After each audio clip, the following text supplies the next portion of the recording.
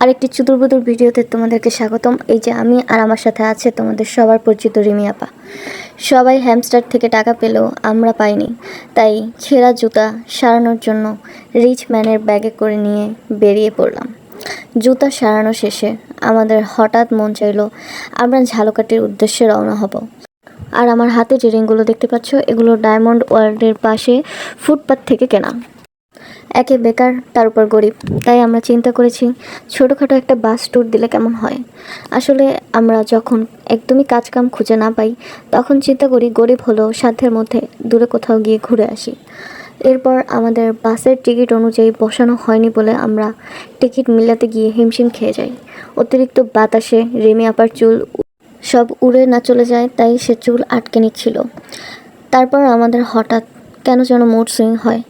আসলে আমাদের হঠাৎ করেই পলকের কথা মনে পড়ে যায়, যে কিনা 18 জুলাই বলেছিল পরিস্থিতির কারণে ইন্টারনেট সেবা বন্ধ করা হয়েছে, আর 24 জুলাই গিয়ে বলেছে আগুনে পুড়ে ইন্টারনেট সেবা বন্ধ হয়ে গিয়েছে। এরপর বলে আমরা কিছুই করিনি, ইন্টারনেট একা একা বন্ধ হয়ে গিয়েছে। পলকের এই তামাশা দেখতে দেখতে আমাদের মধ্যেও মুড সুইংয়ের কারবার শুরু হয়ে যায়। এরপর আমরা ঝালকাঠি যাওয়ার কথা থাকলেও নল সিটিতে নেমে হালকা হাওয়া লাগিয়ে আবার অটোতে উঠে পড়ি, সাথে কিছু বাদাম নিয়ে নিই। এরপর প্রকৃতি দেখতে দেখতে কিছু দূর যাওয়ার পর আমাদের অটো নষ্ট হয়ে যায়। এরপর আমরা একটা অটো চেঞ্জ করার উদ্দেশ্যে নামি, কিন্তু রিমি আপা আমার কোনো প্রশ্নের অ্যান্সার না দিয়ে একটা দৌড় দেয়।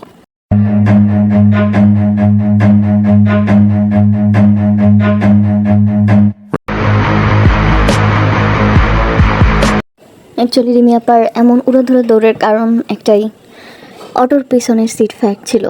আমরা অনেকেই অটোর পিছনের সিট ছাড়া বসতে আনকমফোর্টেবল, হয়তো বা তোমরা অনেকে রিলেট করতে পারবে।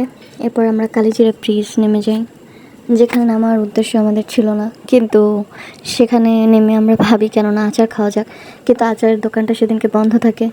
এরপর আমরা চলে যাই গোডাউন কিছুক্ষণ থেকে হালকা নাতিশীতোষ্ণ ওয়েদার ফিল করতে করতে আমাদের বাড়ি ফেরার সময় হয়ে যায়।